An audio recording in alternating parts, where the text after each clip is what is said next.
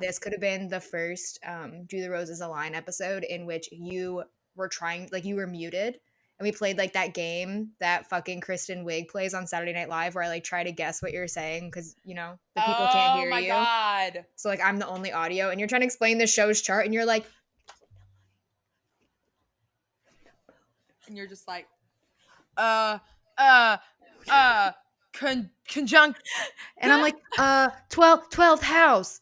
Fifth, yeah, returning. Like just like Are you saying MC? I started like screaming out just buzzwords, like the random things that I know about astrology. Transits. Oh my God. Like literally. Wow, I'm so excited for when I get to start my second podcast and then we just get to like guest on each other's podcasts in perpetuity, like just forever keeping it going. This is Gemini rising central, okay? Okay, so do it. but anyway, yeah, so I'm really excited for my I'm going to start a new podcast, a second podcast, not a new I mean, a new podcast, yes, but a new podcast sounds like this podcast. An additional isn't it? podcast. No, more podcasts because again, we are Gemini risings, and what else do we like to do other than talk? But what I'm excited about the most is that I am starting it with my chart twin, who I have referenced on this podcast many a time, Emily, and she's so fucking amazing. So she just started a public astrology Instagram because she was doing all of her astrology learning behind the scenes. So she now has Instagram and Twitter, so everyone should go follow her. It's starry-eyed data, like starry-eyed, literally all spelled normal, no periods or asterisks or like anything else, just boom. But she and I are starting a podcast because I have discovered another pit that's not the Bachelor, but this pit kind of like tunnel. I'm deciding I'm just going to have many pits that I'm going to jump into, but there will be tunnels between them. And so I can move from the Shannon Bachelor is building a podcasting ant farm, is what I'm learning. I am preparing to live underground for when we have an apocalypse or whatever. Like mole people. I am becoming a pop culture mole person because it's literally all pop culture pits, right? So I'm moving from this Bachelor pit to come visit. I'll be back all the time. It will always be there. Yeah. But I'm going to be able to have this little trafficked way into my Taylor Swift pit. And for anybody listening to me, I am not someone who has ever been like a Swiftie or someone who's like out and proud, love my Taylor Swift. Like when I was in 8th grade and she dropped her first album, loved Teardrops on My Guitar, loved Did I Tim sing McGraw. that at a talent show? Maybe I did. Maybe I Oh my God. did. Oh my God, Jess. Okay, well, I wish like a video. If a video of that exists, No, thank God. It. No. He's the reason for I'll play it for you live God, someday. Little baby. We'll jam. Yes, please. Okay. So I have obviously been new Taylor, but I started like my more recent fandom of hers with 1989. But then obviously quarantine happened and she dropped both Folklore and Evermore, which are arguably her best albums, arguably her most well-rounded, so good. interesting. Like it's amazing. Her whole her songwriting is amazing, and I'm realized that it's time to unpack my internalized misogyny against Taylor Swift that I resisted her because I resisted her like many people, so many people, yeah. Right? Like so many women. Even women listening to this right now, you may have heard me just say the name Taylor Swift and got a weird shiver being like, ugh, because that is everyone's first reaction. It's crazy. So, but to make it interesting, my podcast is going to be literally the astrology of Taylor Swift, but going through line by line, song by song of every one of her albums because we are unhinged. Are you doing chronologically? Like what's your plan? No, because so you know how Taylor is re-releasing her music? Yes. Are you going to wait? No. Well, we are, I mean, we're not, we are waiting, but her first album drop, Fearless, she's dropping the re-release of that on April 9th, which is, geez, it's like 2 weeks away. So we are dropping our first episode right ahead of that. And after then, we are going to have a listening party. Essentially, we're going to have a week to digest the new album. And then we are starting with Fearless. And we're going to go in whatever order her re-records are going. Okay, yeah. But in the meantime, if we have to, like, for instance, who knows with fucking Taylor, she might drop a re-record and then be like, surprise, the next re-record is coming out in a month or something, and then it's like, okay, great, or 2 months or however long, and then you can, or she might be like, okay, my next re-record comes out in a year and a half or something. So if that's the case, we will probably stick in like Folklore, Evermore, and Lover, Okay. because those 3 albums I don't think she's re-recording because those weren't on her prior record label. Yeah. So she like owns the rights and all that stuff to those songs, which is, fun fact, why Lover was the first album of hers on Spotify. But anyway, and also because she was like the queen of music industry rights, but whatever at the time. So see, literally a pit.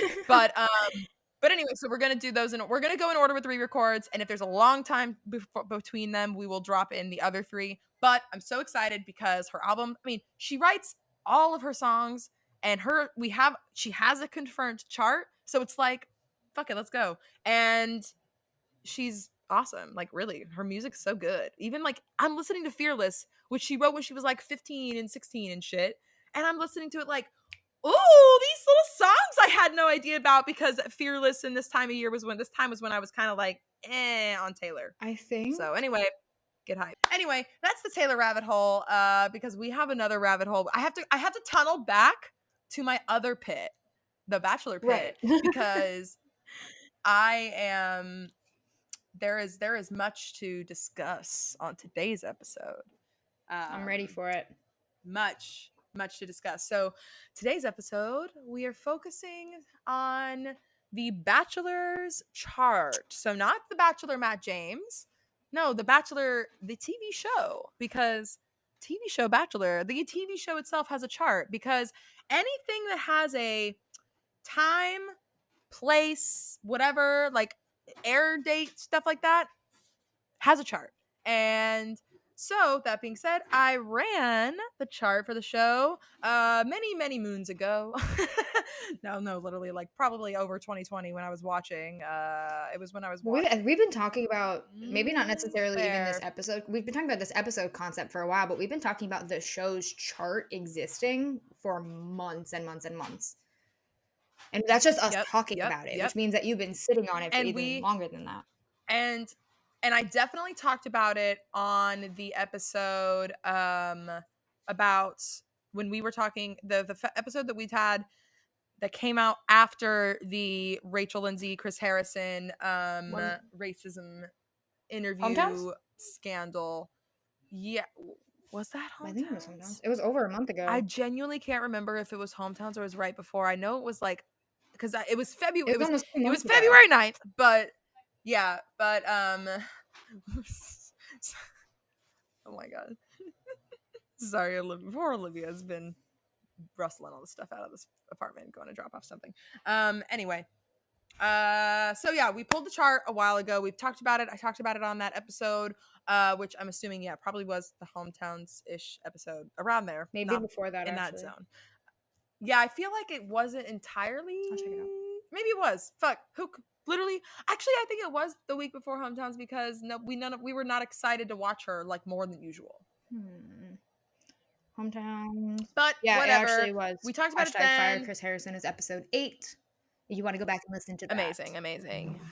Yes. So we talked about it then, but now I want to talk about it in context of more than just the recent news. Like, I want to talk about the Bachelor's chart just as a chart itself, and I want to talk about it in context of some of the kind of big events that have happened within the show. And I say within the show as in on the show. There are obviously, so for anybody listening, there are obviously many things that happen outside of the show in the Batch Nation news, like all of that. But I'm talking about the events that have literally shifted the perception of the television show. So it's all stuff that has happened on the show.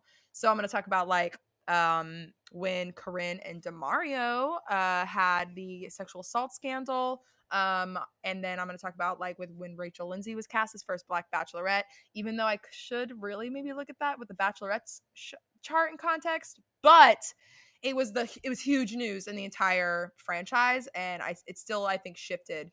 Or maybe no, maybe I'll just maybe I will just look at whenever the Matt was announced, because Bachelorette, that's why when I looked at the Bachelorette's chart, that transit I'm talking about, it was like when Rachel was announced, I was like, I mean, I see it a little bit. June 12th, 2020. Which, God, what a week that was.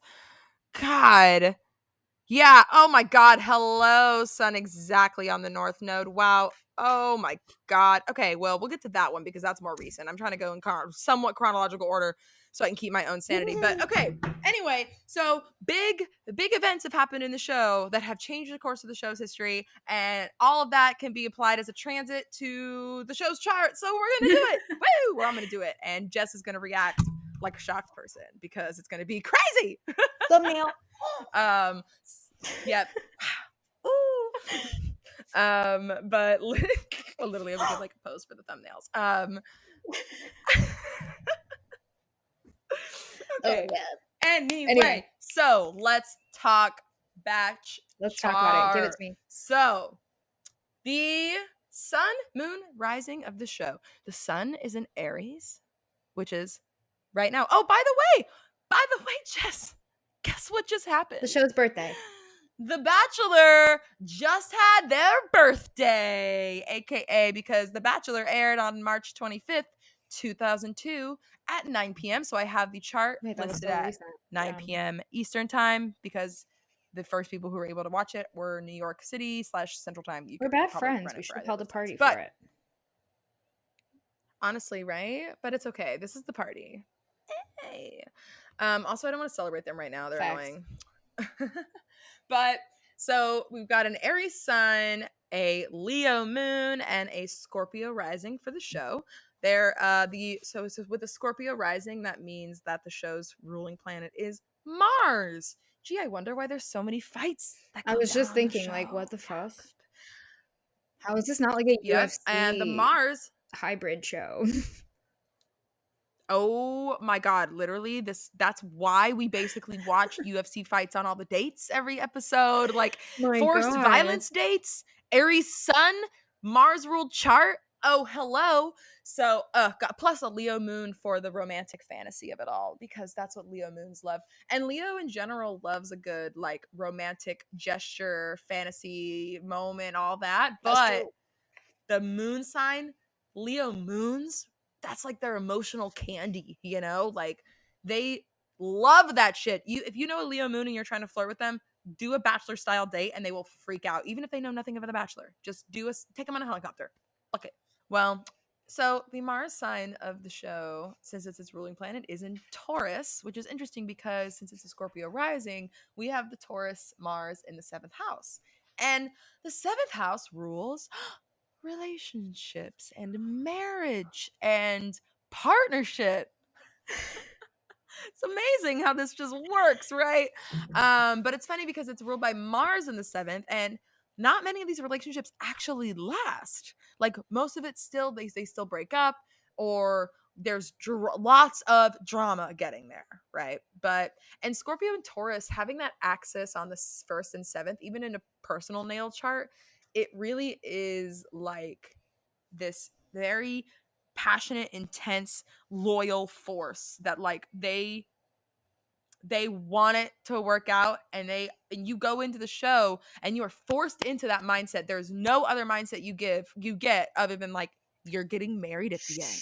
All right, so next up is Pisces Mercury, which is funny because right now is a Pisces Mercury transit. We just talked about it briefly. How God, the shit Pisces Mercury feels like a Mercury retrograde, like all the time. Even if it's not a Mercury retrograde, it feels like it because Pisces Mercury is like the Pisces symbol is 2 fish.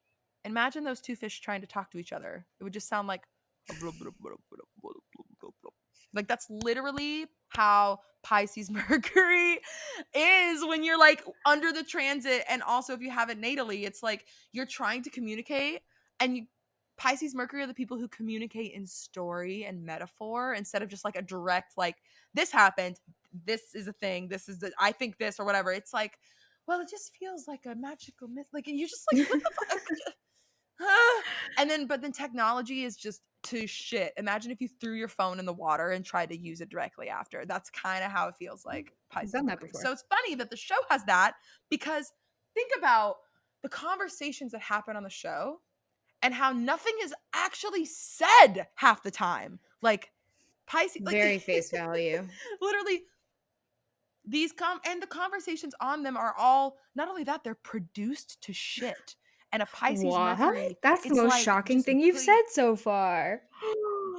gasp. Or think about the concept of frankenbiting, like creating a sentence out of another sentence out of nothing into something else. Like that's like such a Pisces Mercury concept, because it's just like, that's not a because okay, so the reason Pisces Mercury struggles so much is Mercury is in detriment in Pisces, and that means that it's just not great at operating. Mercury is not good at doing their job when in Pisces. So when it comes to things like, yeah, communicating anything, it's just like a fucking soup. Soup? And I was gonna make another, yeah, soup.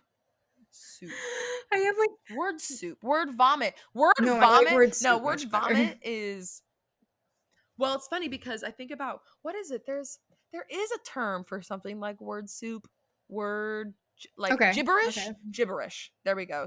So gibberish is Pisces Mercury, Mercury in detriment, whereas word vomit, where it's like just too much at once, all like just like whatever, is Mercury in Sagittarius, which is funny because Matt James is Mercury in Sagittarius, and we didn't witness him like word vomiting as much, but like his TikToks where he narrates so quickly and he's just like blah, blah, blah, blah. It's like, and he's a I fucking get it, clown man. anyway. So Mercury Pisces on the show, all of these shows are produced. So or all of these conversations are produced, and creating a fake sentence out of a real sentence is like the Pisces Mercury being like, cool, I'll take that word and that word and that word, and we'll just make it a new vibe, even though the vibe is fake. So anyway, that's that. And then we have an Aries Venus, which is another detriment planet. Actually, funny because the show has a total of one, two, three detriment planets. So three planets that are working at their more like lower potential, because it's just that planet has a hard time. So planet Mars has a very hard time in Taurus. Mercury has a very hard time in performing its correct jobs, just like Mars in Pisces. And Venus has a very bad, does not do a great job at performing itself in Aries, which is what The Bachelor has. So it's funny to me also that, so I associate Aries Venus, and so Are you about to read my fucking mind? fun fact, maybe, What are you about to say right ooh, now? I don't know. I kind of want, I was about to talk about how I have a playlist on my Spotify for each Okay, Venus okay, okay. sign. No. And if you are interested in that, I will post it somewhere. But I have an Aries Venus playlist, and I have put all the songs on there. I realized as I was like creating it, because I was looking at lyrics, I was reading, song titles, I was like doing everything. I was like diving in on this shit. The Aries Venus playlist, now that I listen to it, I listen and I'm like, wait a minute. This is like every song from every like popular romantic comedy ever. which is which is funny because Aries Venus is like, so they want love so badly. It's like psycho hyper focused competitive love, aka what we literally watch on the show all the time. And it's not like the process we watch on the show is not the natural process of a relationship. And that's pretty funny that we have a Venus detriment in this chart and it doesn't naturally perform like a relationship should. Like, and there's so much competition, a literal competition to love a single person, which is Aries. Because Aries Venus is just like, Aries Venus wants to wants to love so badly. They'll be it, but they make it hard for themselves. They turn it into a romantic comedy where it's like when you watch a romantic comedy on TV, or I mean on in the movies, right? It's very much survives by the conflict between the couple or something that keeps the couple apart or causes strife to them, and they have this whole movie based on basically how they couldn't have one conversation and they have to do all this roundabout. That's Aries Venus, because it's like they want and love that one person. They're so passionate, but it's just the detriment. It makes it hard for them to get to the goal. So now I want to know what I you was were taking it thinking. a mythology route. Aries Venus, about Aries Venus. I was thinking the Mm, story of I love that. Please, Aries.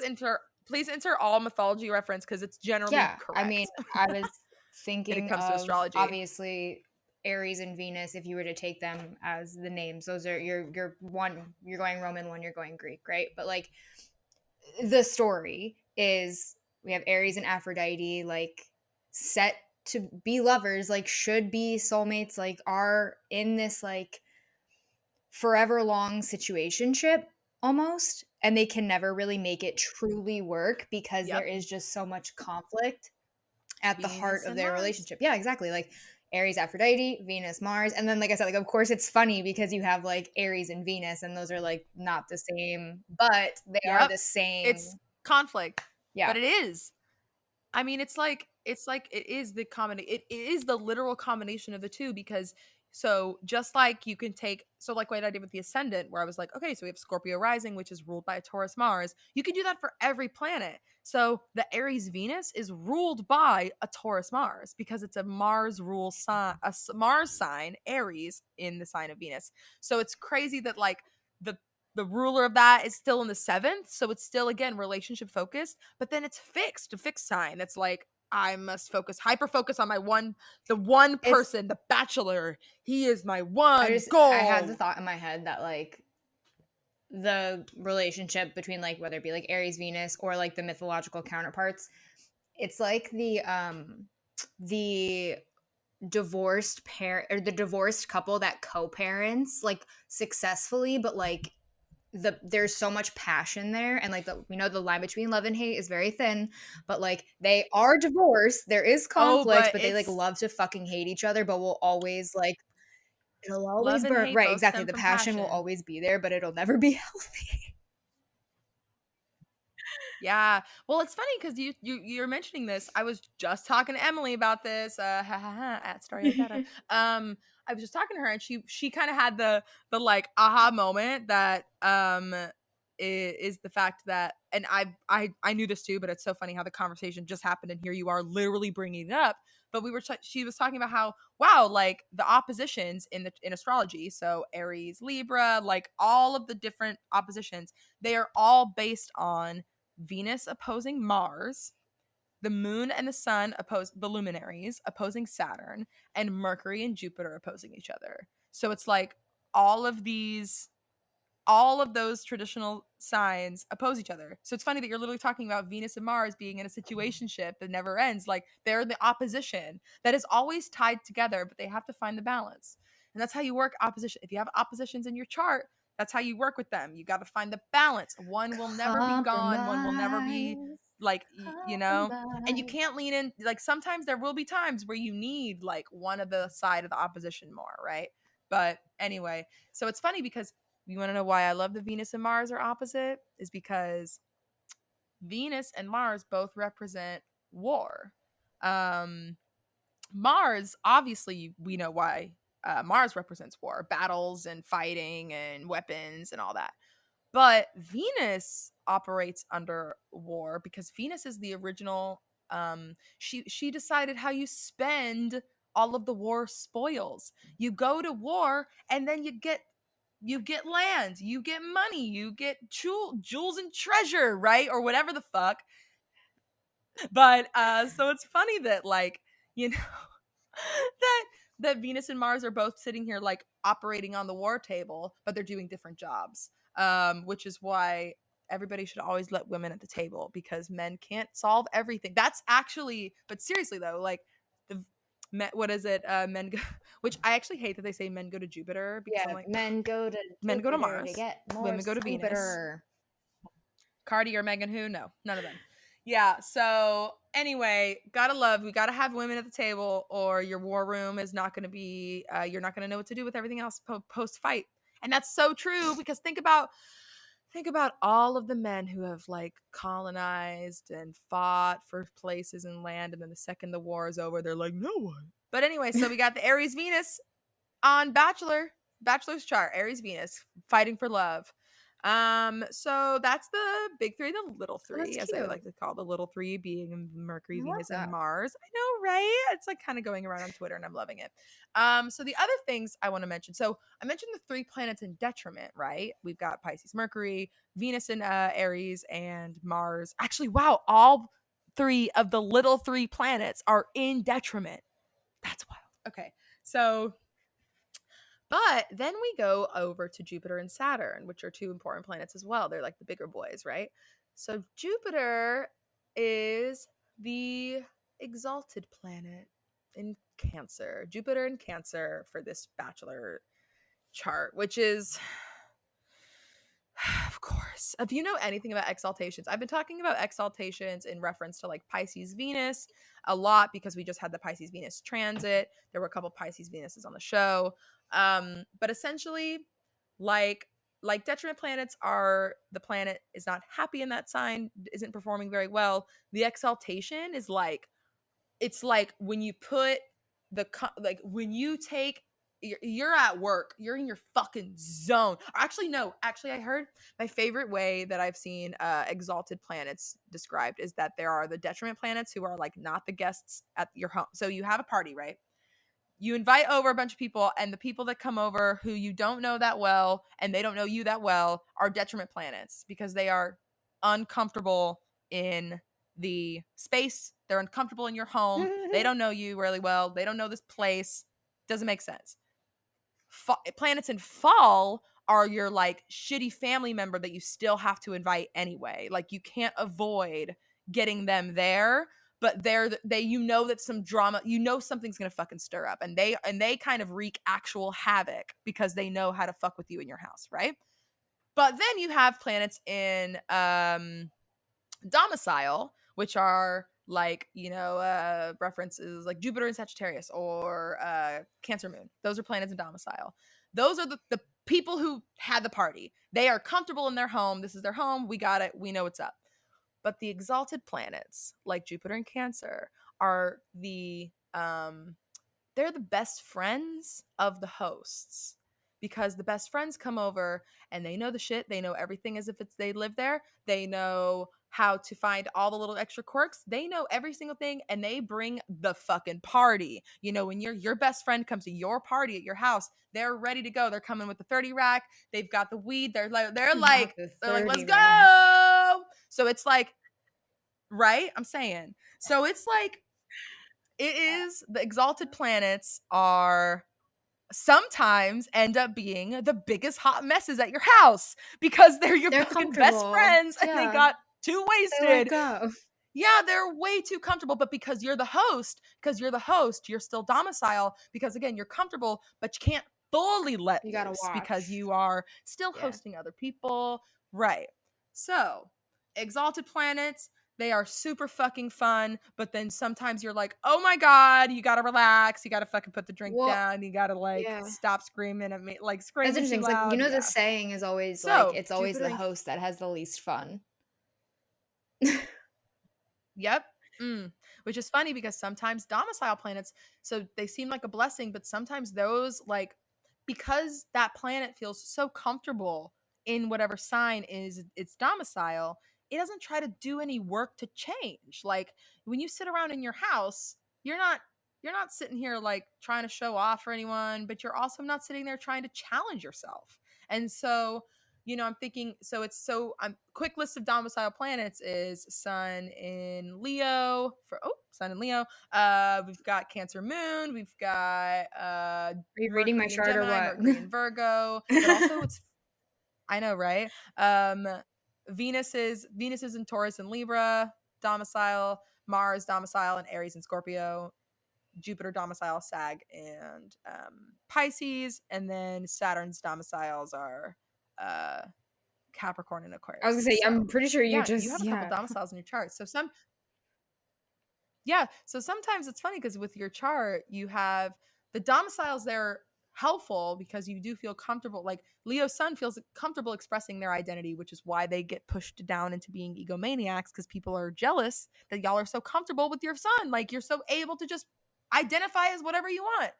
And Cancer moons too are so able to feel whatever they want pretty openly. Like you're not super afraid of your emotions until the world tells you to shut them up or stop crying all the time or See, but whatever. then that's where the Leo But the sun thing with the comes two in handy domicile because I'm like, but planets, I am who I am.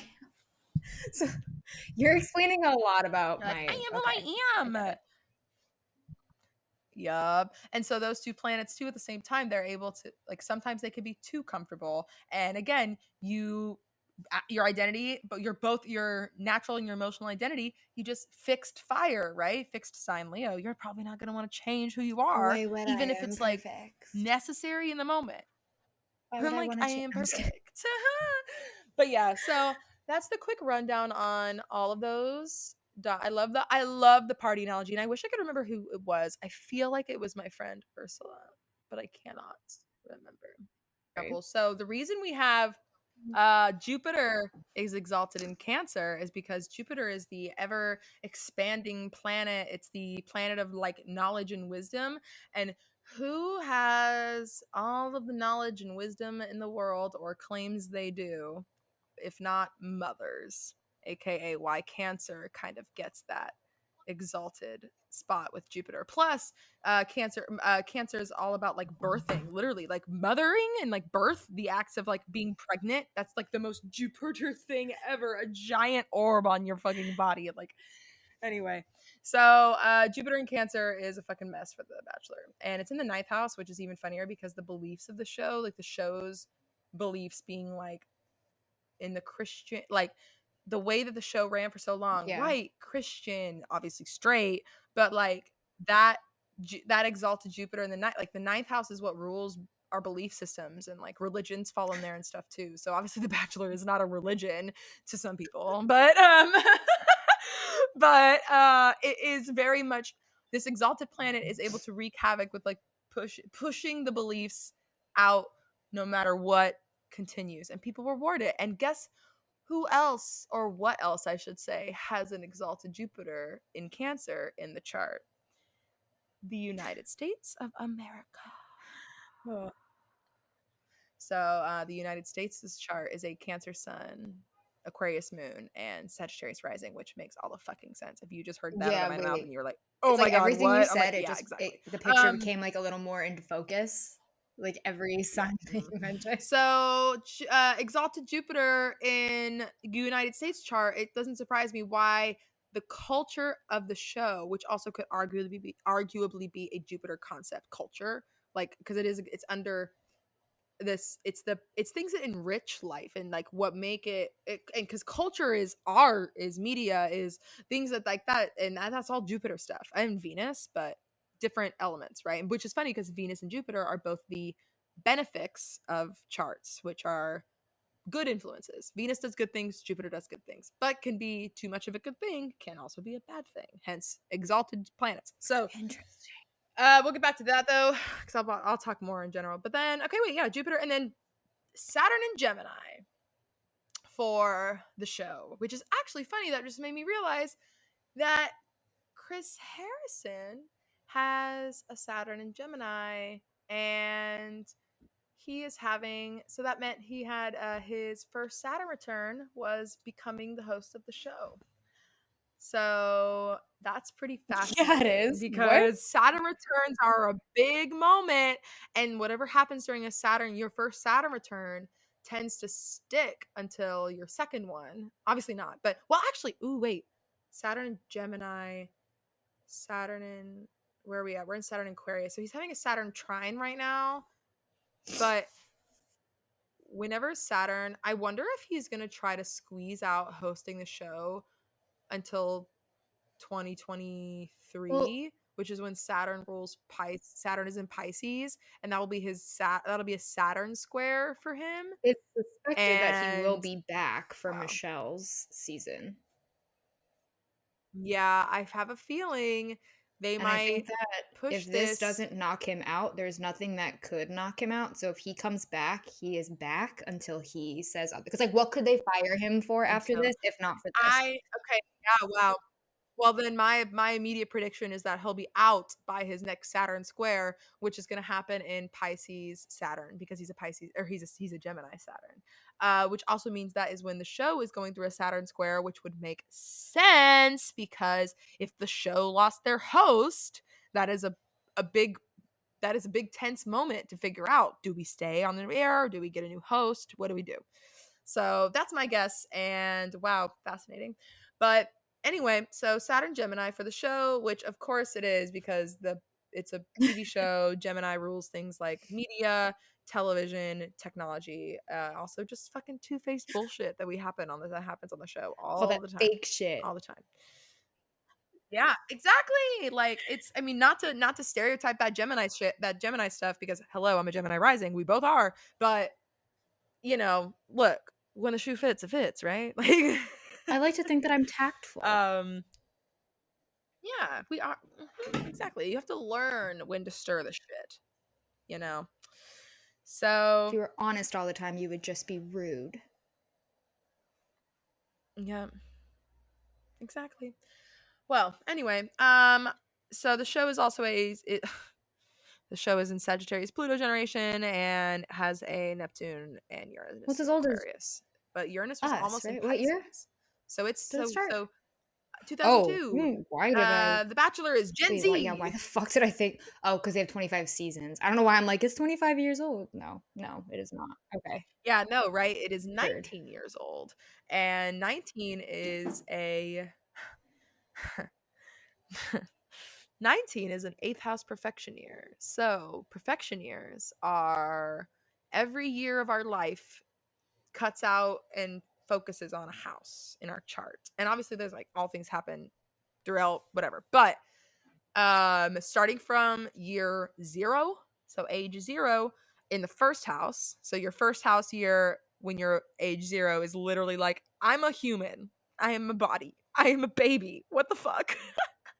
But that being said, so from that, so second house here is 1, third house here is 2, and all the way, and just keep going until you fucking die. Okay. And I know, right? Literally, woo! But so age, it's funny because so very key perfection years, I will just like rattle off, and you will be like, oh yeah, that makes sense. They're a key perfection year. 16, 18, um, 23, 21 also in there, 24, wait, okay. and Can you then say them again? 20 Start like over one more time. 7. All right. Because I'm gonna try and think of So, like I could also go I'm gonna try earlier and think of too. like large events. So, age 16, Okay. Oh, 16. Usually at age 16 is when, at least in America, is when you get your driver's license and you can start doing things a little bit more freely for fun because you have that freedom of like being able to take yourself there. And that is a fifth house perfection year. And a fifth house perfection year is all about pleasure, joy, things that are fun, all that stuff.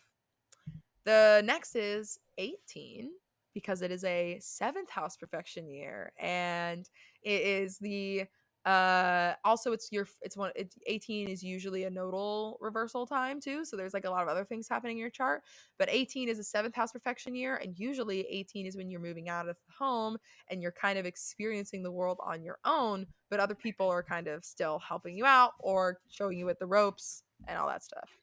And then 21 is a 10th house perfection year. And usually that's like when you get to be out in public getting fucking wasted all the time. Woo! And then 23 is a 12th house perfection year, which is very much everyone talks about how 23 is the worst year ever, like one of the worst years of your 20s. And it's because of that. 12th house year rules a bunch of really shitty shit like fear, isolation, prison, fucking hospitals, like all the sad, like all this just like dramatic stuff. And then 24 feels like such a breath of fresh air after that. But it's again, 24 is your first house perfection year, your third one ever. And it's usually your second Jupiter return. So that 24 is a huge like aha moment of like, this is what I want to do. This is who I want to be. This is now kind of feels like my focus. And from then on, it keeps hitting different times, but those are generally like some examples. interesting. But 19 years old is an eighth house perfection year. The eighth house is a pretty tough house, and it rules things like so it rules other people's money, aka, and also just generally other people's resources you take from others, resources that are like the yeah, the and but it also rules things like shame and like really like things that think about like when people project shit onto you and you take it on and you like have this internalized shit going on. That's eighth house trying to be like hello. And then also the eighth house rules death, rebirth, that kind of thing, Interesting. transformation.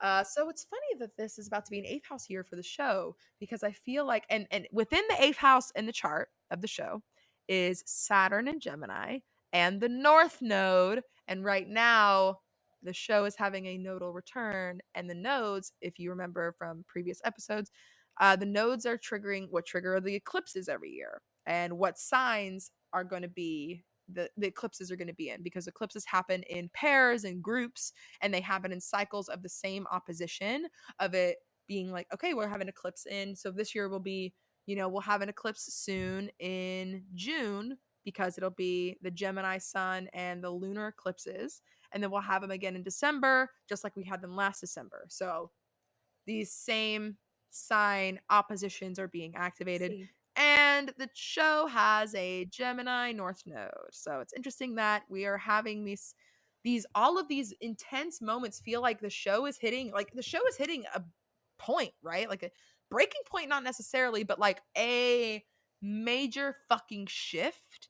And a nodal return is what happens when you take this shift and you're like, do I stick with what I've been doing or start something new, change what I need? And with the eighth house, with the North Node in the eighth house of the show's chart, it's like, do I shift away from all of this bullshit the show's been causing, the mental health Well, problems it gives people? Like that's eighth house it's stuff. like It's it's crazy. very, when you say reset, like the nerd in me, my brain takes me straight to a video game, right? And like, you say you're struggling, you're Yes. having an issue, you can't fucking beat the boss, whatever, and you just get frustrated and you reset Yep. the game. You can either keep doing the same thing that you've been doing, you can you can not find the glitch in Mario Kart, or you can do something Right. different. But it's up to you.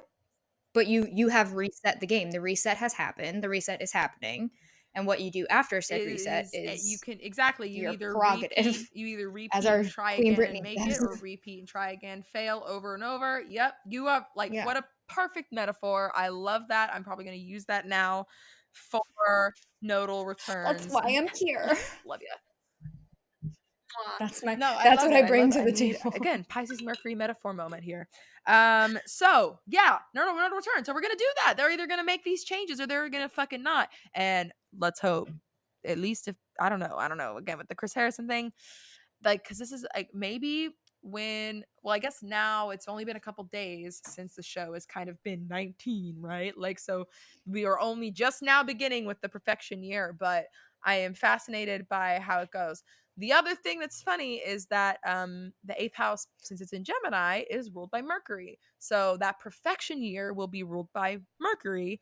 And the show has a Pisces Mercury, and that's really fucking wishy washy. And I'm nervous that the show is going to try to just metaphor band aid their way over things. And then I don't know. And I feel like maybe that is almost why we got two bachelorettes right now.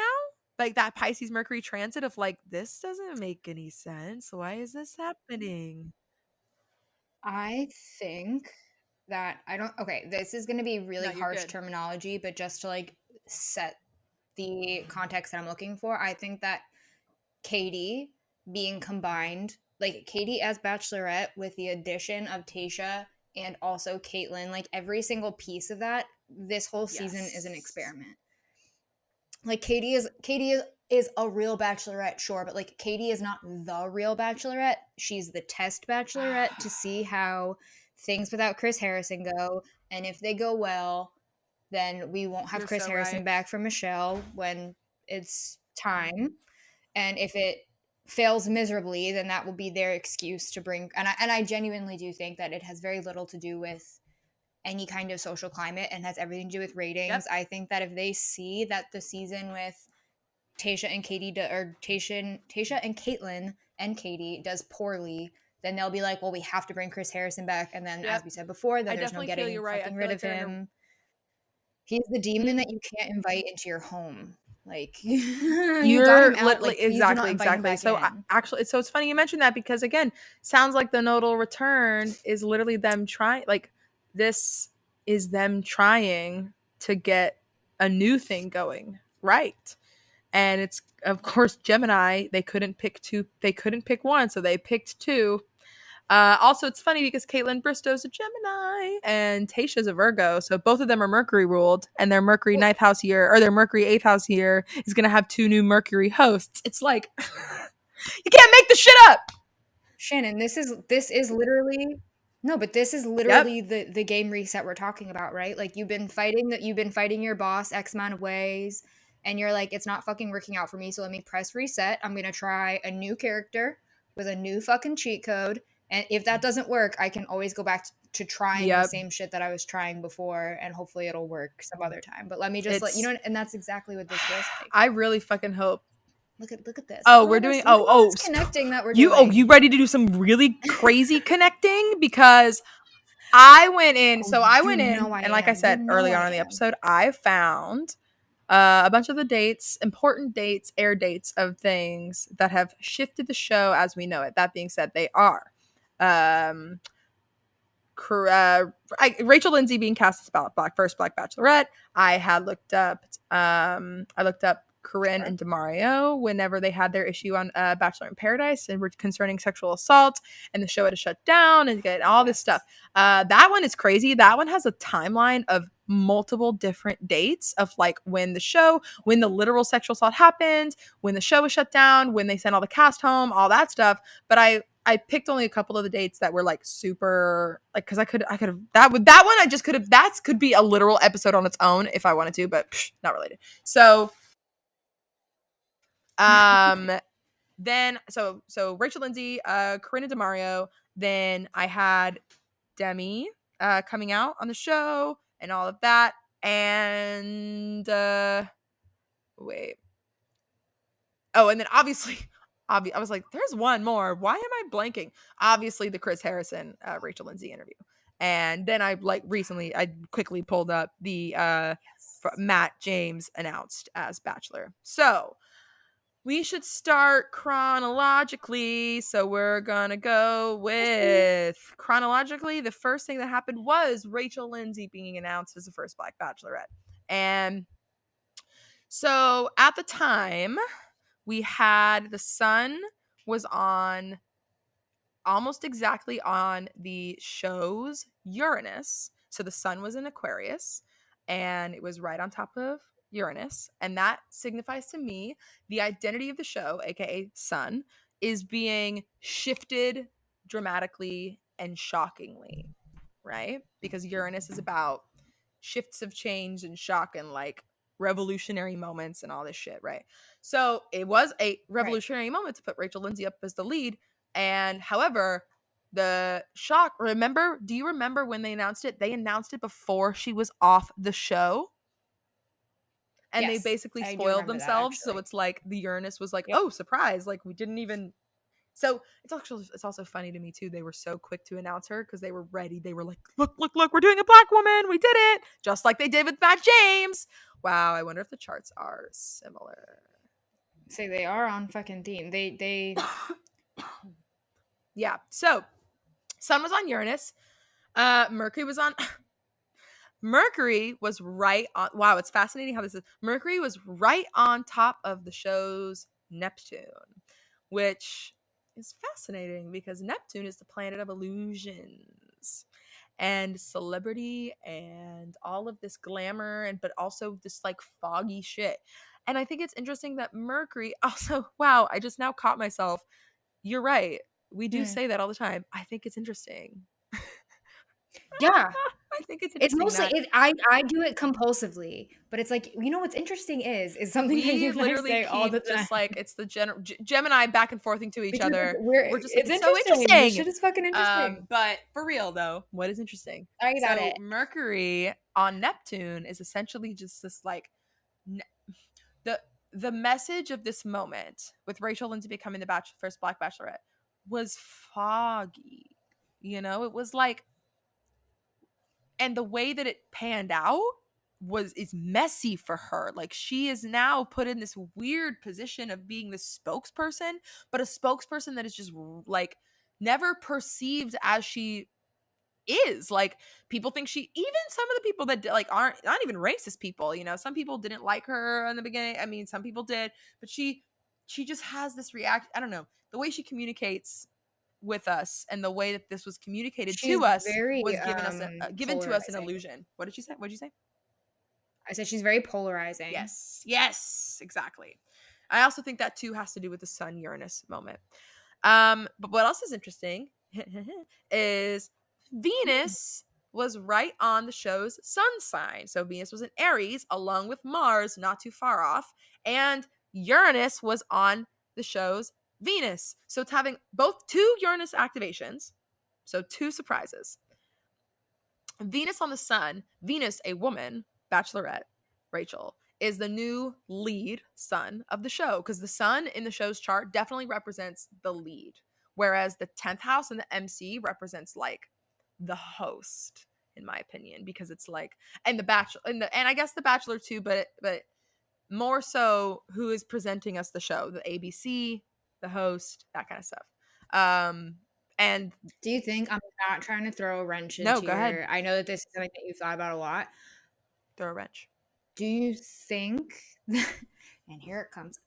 Do you think that it might be the producers and or like the I editor? was gonna say I also agree too. I think so because yes, I think production in general, because it's like it is what they are, the people that make the show and produce it and put it public.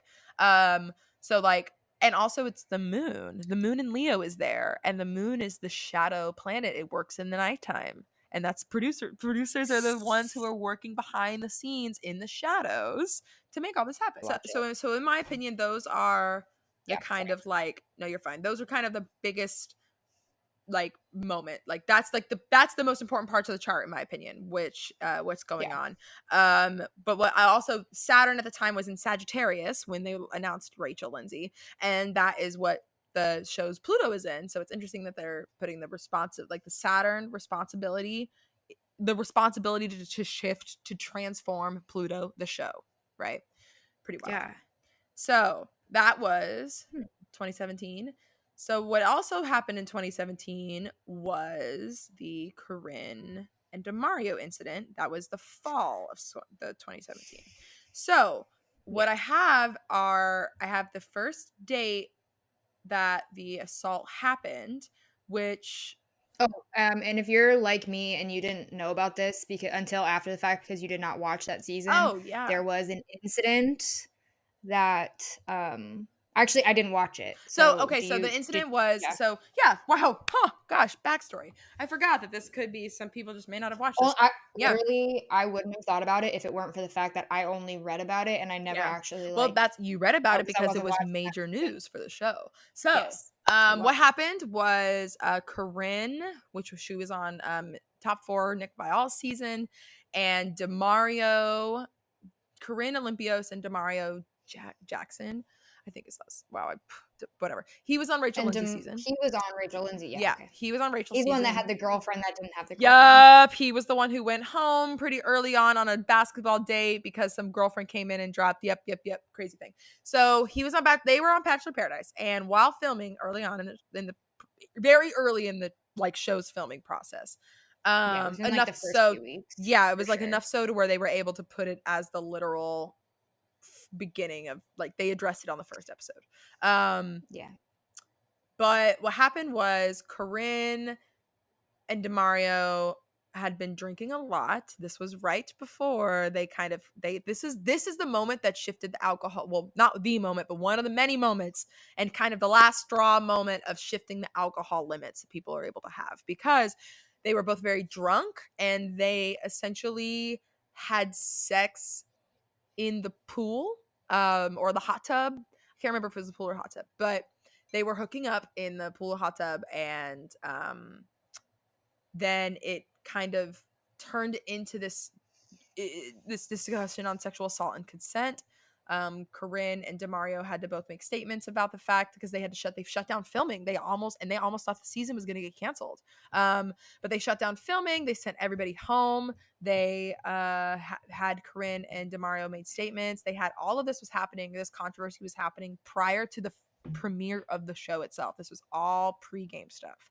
And so essentially, though, it did work out. Like, no one had any charges pressed. Like, Demario and Corinne both kind of were like, it's okay. Like, we, it was bad at the time. It was scary, but like, we recognize that like alcohol was involved. Like, they kind of nothing like legal really happened, but it was more of the fact that this was in context. This was happening during the big moment of Me Too, like that like Harvey Weinstein, like all that. So this was just involved literally in that conversation, just like I mentioned, how I have mentioned over and over, how the show is connected to culture, and culture at the same everything.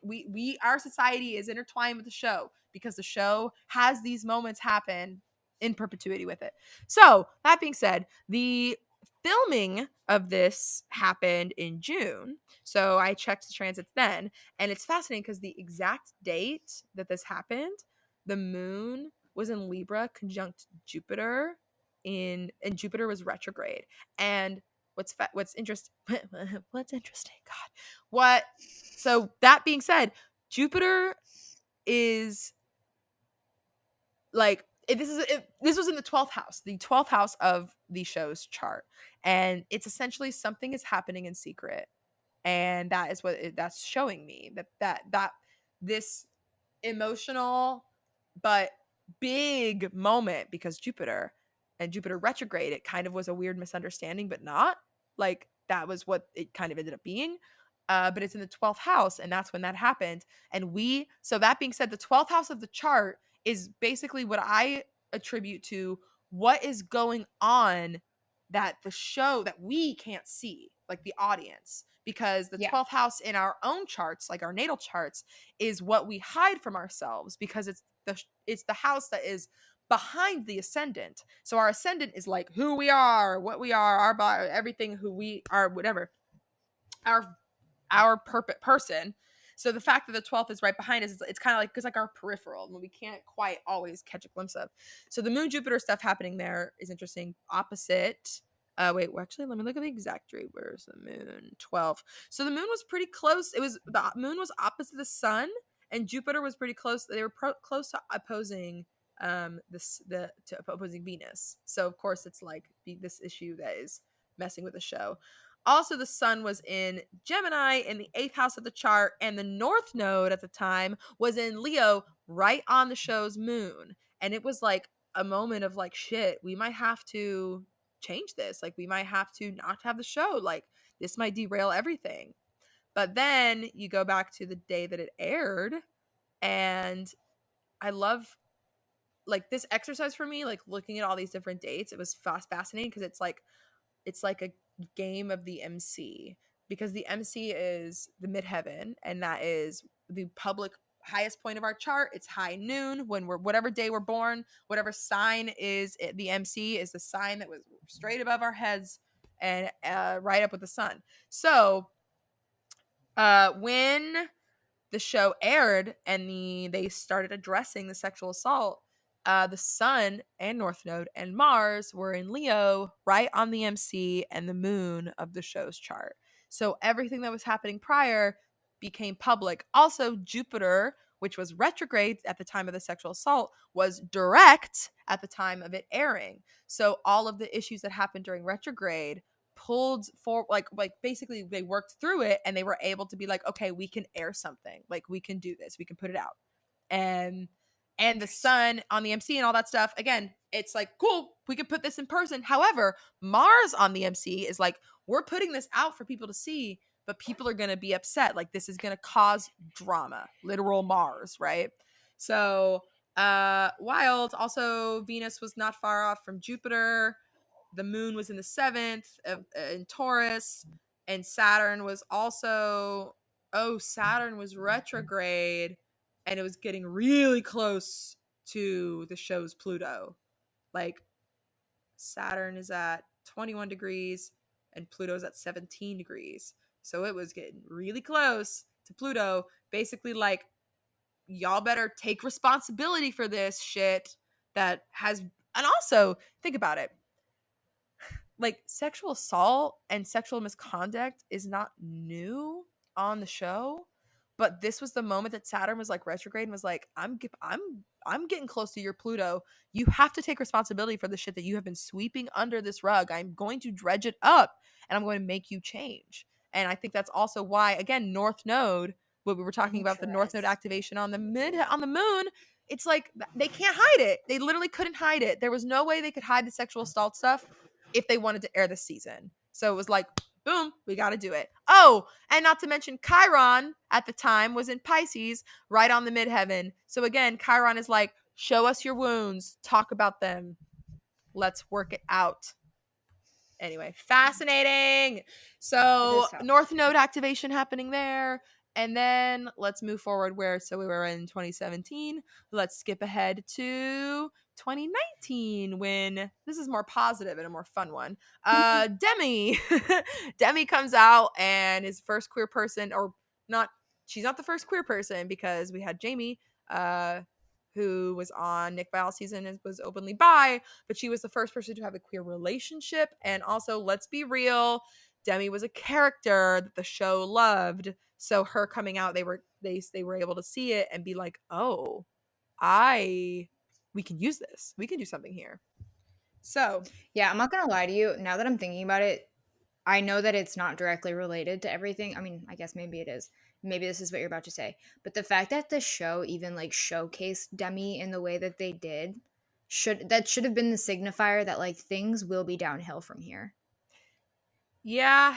I think. I mean, it's hard because I feel like She Demi, was willing, but she was a punchline. She she wasn't was always anything the but fool, that.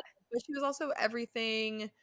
She was also the outspoken, I don't give a fuck one, which is funny because she's a Pisces. Oh, wait a minute. She's a Pisces and the show is a Pisces Mercury, and she ended up being the like talking point of the show. Wow, I'm not actually, saying I that she do wasn't like know. a fun personality, but I just mean in the sense that like this show, we know it's not really about finding love, obviously, but like they maintain that this show is about finding love, and they like trotted out somebody that they could use as, we know that they do like their fun token stuff, but like Yeah. they It was, literally created a fake storyline on Paradise. They created a bullshit story yeah, and that they was completely created, false, all well, falsified.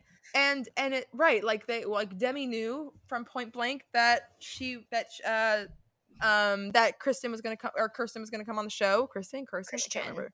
Christian. Christian, They knew that she was gonna come on the show, so Demi still, like, they still got Demi to be with Derek, and like right? I mean, she's a Pisces, like she was probably No, no, easily no. I'm not. manipulative. Oh, But it has nothing to do I'm with not. her. I'm saying like my beef is with the show, No, and I they should know. have I'm known saying, that the show, when they started like yeah, capitalizing on her as if it was Love Island, as if it was like a more scripted reality show, when they started like, that was really our first like, that was the first real scripted storyline that we like could prove was a scripted storyline, which is the most like fake reality TV thing we can do. And we've been comparing it to the real world. We've been comparing this season to like other shitty reality shows that yeah. are not what this was. And this is a clear demonstration. I mean, I know that I'm like saying what you're saying. I'm like No, reaffirming no, you're good. what you're saying, but like I love what you're it's a saying. clear demonstration at this point in the show's history, in the show's life, they were making a choice. They life is Yep, full of choices, and at this point with Demi and Demi's relationship and the way they chose to showcase it, the show was making a choice about how it would behave moving forward, and how yep. fake and how scripted and how bullshitty they would get to appease the people.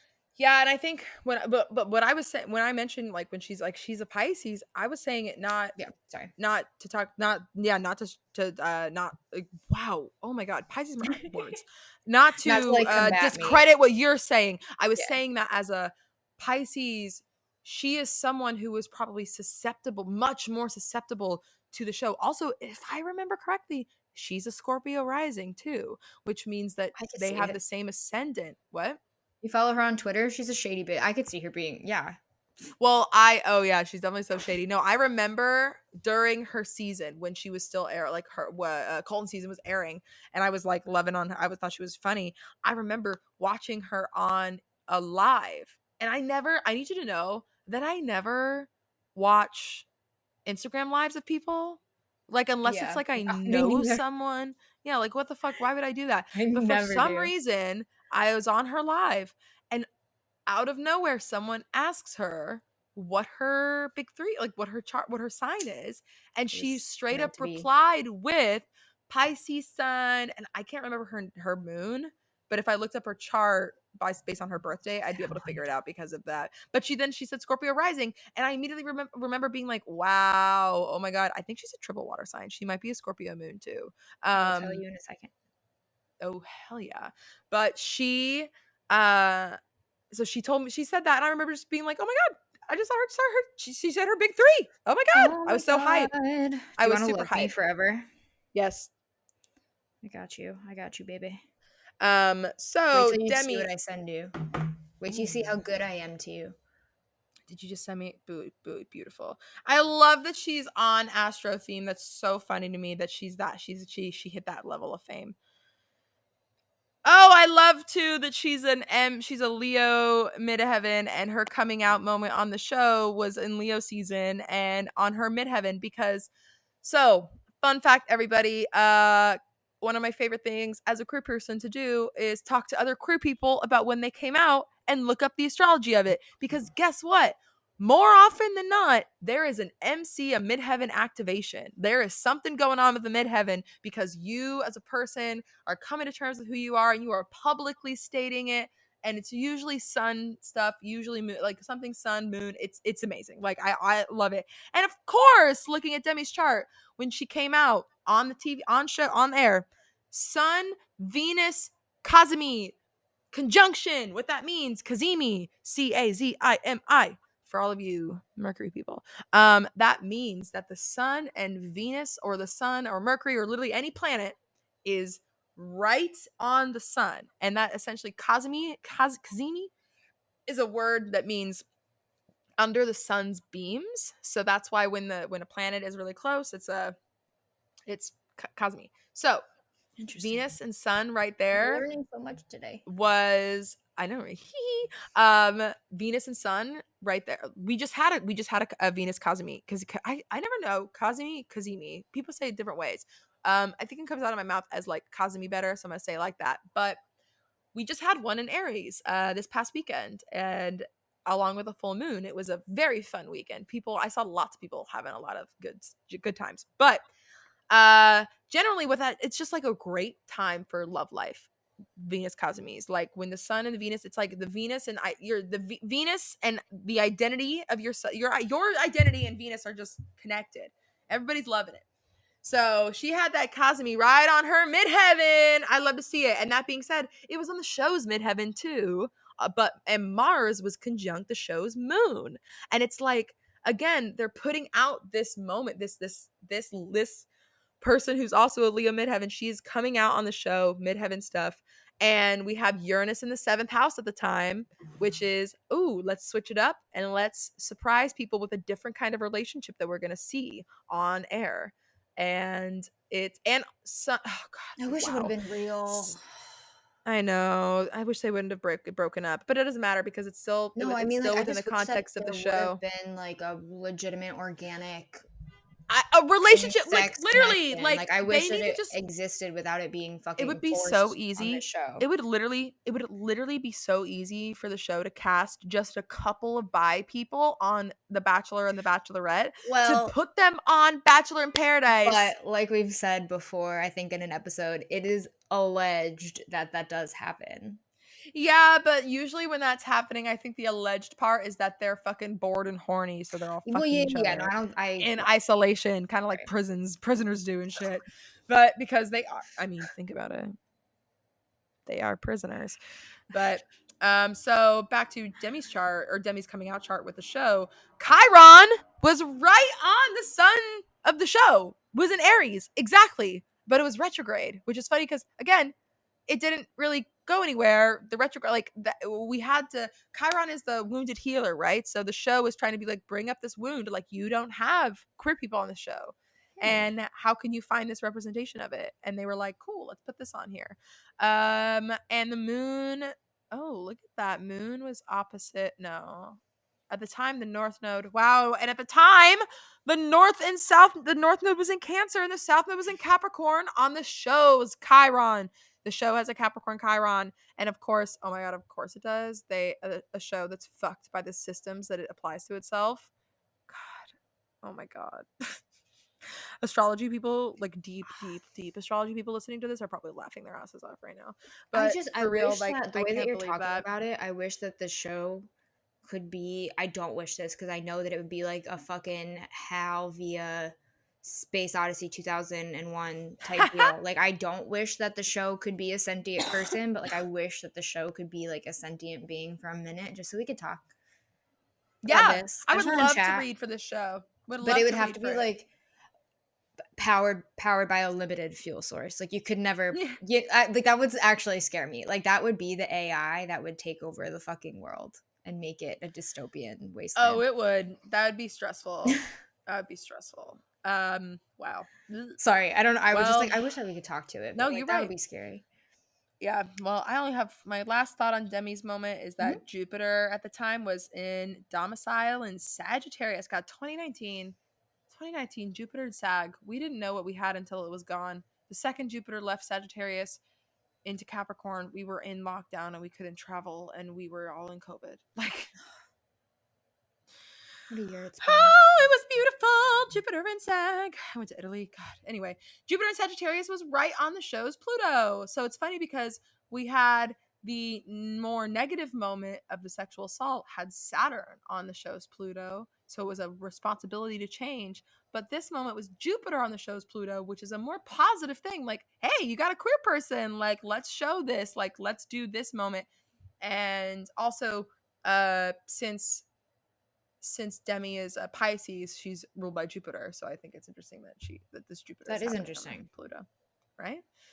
So wow, gotta love it. But anyway, oh, and the nodes being on Chiron, like again with a nodal moment, like the North Node and South Node being key for these different moments of like it's applying to something there. And the last chart I pulled up, obviously I've talked about it when it happened, but we will reiterate. Oh, well, I guess I could talk about next chart in a row. Whoa. Matt James has announced his Bachelor. So that happened on, let's see, June 12th, as we said. Sorry, wow, I had like a piece of something No, it's stuck in my okay. head. The way Wow. that your inflection, because you're rubbing your eye, it sounded like you're about to say like, and that happened. And that happened. Yep. But it really didn't happen. So It that did catch us by happened. surprise. We were Basically, shocked. yeah, I mean, yeah, right. And again, shocked. Uranus is still in Taurus, so Uranus is still in the seventh house of the show. We're getting shocking moments, and Uranus will still be in Taurus for some time. So I'm sure while that's happening, we will still have these like revolutionary moments. Honestly, I wouldn't be surprised if throughout the rest of Uranus Taurus, if the show does a positive thing, it will start bringing on like an Asian bachelor and bachelorette, like different BIPOC, because it's again shifting, revolutionizing the relationships we're seeing on the show. Have you seen Katie's man? So have I? Oh no, I have seen. Wait, yeah, most of them, some of them, not all of them. I haven't looked through everything, I but I've. am poised to believe that we are going to get our first Asian bachelor. I fucking hope so. They Oh better. my god. That man. So what? Oh my god! Wait. Oh wow. So when Matt was announced, the sun was in Gemini, exactly on the show's North Node. there's the node again, popping on up. And not only that, the North Node at the time had just moved into Gemini. So the North Node, the nodal return, like we've been talking about, the reset of the show is pending, like it's coming right at that point. And it's there. So yeah, but the Sun right on North Node, it's literally like showing us like this is the change you have to make. You have to do it right now. And oh my god, but of course Saturn and Jupiter were retrograde, and all right, I feel like the days that we get announcements, I want to run a chart for perpetuity because I feel like I could have guessed that this shit was going to go poorly for Matt. Venus was retrograde when he was announced, exactly on the show's Saturn. So a Venus-Saturn conjunction, Matt had a fucking awful relationship on the show. He got screwed. The relationship that happened was awful. And not only that, it was only a learning moment. It was used, it was propped up. That relationship was propped up as a show, as a learning moment for the show, for the viewers, all of that, instead of actually celebrated as potential love, despite it shouldn't have been love, right? Like we shouldn't celebrate it, but like Matt didn't get that luxury of getting to celebrate any of his right. Oh my god. And then two, Chiron's still not far off because we're still so close. This is so close to like 2019 with Demi, which blows my mind that this was June 2020, barely a year after Demi. Like time flies. Time is fake. So the nodal return, Mercury was in Cancer, it was not super close, but a little bit far or a little close to the Jupiter. And Moon was in Pisces. Oh, and Mars was exactly on Neptune. Love to see that, which was on the show's Mercury. Jesus Christ. We're gonna need petition for us to do. Remember, like transparencies in school with like the fucking projectors. Like, I'm gonna need you. Oh my god! To Right? draw me, even if No, you like I set up your actually camera and do a fucking time lapse drawing of like how a fucking word web of how this shit is connected. I'll post that shit on the YouTube. I don't care. I We need also was that. thinking I will probably post these charts on the Instagram, like in a reel, like in Love a that. slide, all show like in order, time order, starting with the show's chart, so that then people can see like how the planets, because Fuck you'll yeah. be able to see when I do this, you'll be able to see that I'll prepare it so it can drop it with the episode tomorrow. And send me in But an email because I will put them on the website. I will make like a yeah, special tab specifically for like visual aids or something. We'll name it something fuck funny. yeah, perfect. Perfect. Yeah, because I was thinking about that too. I was like, we're not on Zoom right now, so it would have been so The easy to video just is like share recording. my screen, but it's fine. Oh, yeah. Yeah. Well, you can share screen, No, I but we're think. not. Can I? I think so. If not, actually, no. I This don't would know be if I want to. perfect. Don't even worry about it. Don't fuck with it. Yeah, I was like, I don't want to fuck with it now. Send me an email because I can do picture in Oh, picture. you can just superimpose. I can literally Great. put There you us go. here and then the thing right fucking here. Perfect. Yeah, We'll do it'll be that. great. All right. That's even better, honestly. Right. That's like better. Amazing. So everybody, if you're listening to this, watch the YouTube so that you can have a visual aid. And I will post it on the Instagram, but like watch the YouTube. Okay, this shit is crazy, and like I said, I feel like I could have. Oh my god! Wait, and wow, this is the show. The show itself, being on the show, was integral to Matt's Saturn return because the Saturn at the time when he was cast and announced as a cast member was in Aquarius, but it was retrograde because that was right before so I wish we knew the quick date. COVID timeline. I wish we knew the exact date that he either decided to start doing Cameo, like when he made the decision to start doing Cameo, or when the date in which Claire found out that he was doing Cameo and like came to. When did Claire tweet those tweets? Tweets! Literally, the tweets are up. Oh my god! I can't believe I didn't do this one. Oh, I didn't even think about it until now. Shit. I like Claire. Yeah, I immediately want to know because Matt James. Also, like, and Claire's in San Francisco, so that it would come. San Francisco would be the birthplace, right? Yeah. What happened between them? Well, you can.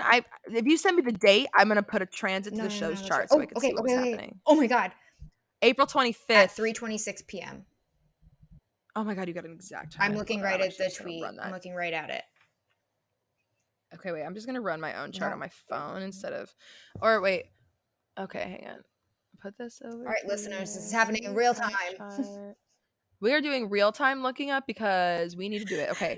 Say what was the date again? It April was 25th at 25th. 3:26 p.m. Birthplace San Francisco. No, you're good. I'm only doing transits right I don't give now, a so I fuck. don't I'm need still the giving you all the time. information. You know me. Oh my god, the nodes. The node was still in Cancer just by. Oh nope, the node was in. No, it was 0 degree Cancer. So it was wow, it was so close. Venus, Saturn, Moon. Oh my god, the sun and Uranus were almost conjunct in Taurus at the time in the 7th house, and literally the lead was like shifting things up, but like, nope, I don't want this guy on my cast. Mercury when Aries was on Venus, Chiron was still on the sun. That I also just keep forgetting, like the show is going through a Chiron transit right now, which is literally digging up old wounds and putting them out in public, and like you have to fucking learn from it. Wow. It's funny. This chart is less interesting. Okay, wait. Now I'm gonna actually wait. Again, that's the Bachelorette. I wonder if Well, but it on the was Bachelorette. We'll have that to was the save. day that I'm gonna Matt bring up became, this. in theory, that was the day that shifted everything, or that was the tweet that shifted everything that made Matt James eligible to be the Bachelor for this season. Yeah. Ooh, I'm like working these sun flares right now. Yeah. Ooh. Or else, like, he would have been on God Claire's damn it. season. There we We go. might not have fallen in love with him. The whole race thing could have been overlooked, and we Yeah. would have had somebody else as the Bachelor, and they would have been patient. But given the fact that he was taken out of the running, they rushed to announce him. Yeah. And Right. if they hadn't have Shannon, if they hadn't had rushed to announce him, then the date of the announcement would be on a different day, giving it a different chart. Yep. Which is so like honestly, you gotta love like that question people ask all the time. Well, my due date was this day. Am I supposed to be that chart? I'm like, no, you're supposed to be the chart that you're Rar. supposed to be. Like, you're literally like, there's no other, no, like, there's no point in looking at that chart because you weren't born that day. Like, that means nothing to This is you. going to be like the It is an third arbitrary date. episode Your in a due row date where is I the day you mentioned the popped out. butterfly effect. Mm. Everything is connected, everything is related, everything depends on everything else. Everything matters. Well, this now inspires me. I want to talk about this in relation to Bachelorette's context, okay. Bachelorette charts context next week. But now I want to think about other moments. Like, okay, like on the Bachelorette chart, I'm gonna pull like Tayshia and Claire's charts because they were this double season. Caitlyn, Bristow, and all these people that kind of seemed like the moment. But whatever. I wonder. All right, Matt I know I'm James. being hopeful, I feel like you could have Shannon, but I'm wondering. Okay. Do you think that we could find out when in filming, or we can find the exact date of, Probably. but the exact date of limo entrances for Dale and Claire, and find out what Tayshia was doing on the day that Claire and Dale met? I mean, we got a week, so I feel like in a week we might be able to find a lot of information. I'm ready. So, all right. Wow. We've been through so many moments, monumental moments in the show's history. So interesting. Oh yeah, Venus retrograde. I still can't believe that Venus retrograde on Saturn in the show. Poor Matt. He really was doomed from the start. Didn't stand a chance. Well, last Okay. thing to talk about is, of course, I mentioned this, but we talked about it a lot on the Hometowns episode, but the moment where Chris Harrison had his interview, the day that aired and all of that, it was almost, we had just passed the exact nodal return for the show. That was essentially right around the reset point. Like, might as well have been. Actually, I should have looked up when Rachel's stuff like started coming out immediately, because I bet it was much closer to the exact nodal return of the show. Like, I really do. That's wild. But anyway, let's see. So the nodal return, and then this massive Aquarius stellium at the time was in the 4th house of the show, opposing the moon of the show and the MC, essentially dredging up all of the stuff that the show doesn't show us directly. The 4th house of things, like, that's just how, like, the show, all of the stuff that goes on in that we can't see behind closed doors. And also we had the sun was under a Mercury cosmy. So Mercury was right under the sun, and Mercury was retrograde. What? Gasp! I can't believe someone would talk out of their ass during Mercury retrograde. And especially at the time, Mercury was in Aquarius and it was opposite Chris Harrison's Mercury and his sun sign. Like, he literally was set up to fail by these transits. He was set up to fail as the prop up of defending Rachel. They should have never put him in that position. And not to say that he shouldn't have been called out and all of those things, but it's more of the show. And if they wanted to keep their shit together, they should have never put him out there. They didn't. Oh God, if only there was an astrologer on deck who could have told them this. But and then Venus to Neptune on Venus on Neptune in the chart. The Venus transiting was on the show's Neptune. Jupiter on the show's Neptune. Saturn on the show's Neptune. All of this fucking disillusionment of everything that's happening with Chris. It was just, yeah. I feel like I talked a lot about it, but again, I just wanted to point out nodes again. Nodes are everywhere. The nodes are some of the most important life-shifting, changing moments in our chart, in the show's chart, in anyone's chart. Like, and if you, when you are hitting that nodal return, it's time to hit the reset button. And if you're not, if you want to hit reset and start over again, that's fine, but you're gonna have a lot to learn. Yeah. I know that's not much to add, but so there's that, y'all. There's that. The show is at this point my prediction. So like, predictions here are that this is the show's reset. And as we said, I predict, like, if Chris Harrison is going to leave, it won't be until 2023. Or it will be maybe when Uranus gets up to Taurus to the Mars. Oh, back which Mars return was happening for the show in the 7th house at the time of Chris Harrison's interview. But I wonder if Uranus on Mars might shift us up a little bit too. The first video that came out about the allegations of Rachel Kirkconnell was January 31st of 2021. No, that can't be right. Yeah, 2021. It didn't come out until because it's this year. When did it start airing? January 4th. Yeah. I'm stupid. Okay, never mind. Sorry. It was, it started when it came out after November. Ignore me. So January 31st was that first TikTok that came out about the girl. Oh. Yes. I love a Virgo moon transit because Virgos have all the receipts. So funny. And this again, Mercury was retrograde exactly on the show's Uranus. Actually, when was the antebellum photo party stuff leaked? Like, what? I wonder when that. The problem is that I don't know, because that's the only thing they talked about. They didn't talk about any of the other stuff. So I want to talk. I want to look at those transits. But the show, there are so many different platforms in which it exists. Like, do we know if it was first exposed on Reddit or on TikTok or whatever? Like, I don't know what the original source is, right? Because it's on pretty early on TikTok, or it's pretty early on Reddit, but like usually Reddit will like get obviously sourced from somewhere else. So I don't know when it was first. Yeah. I'm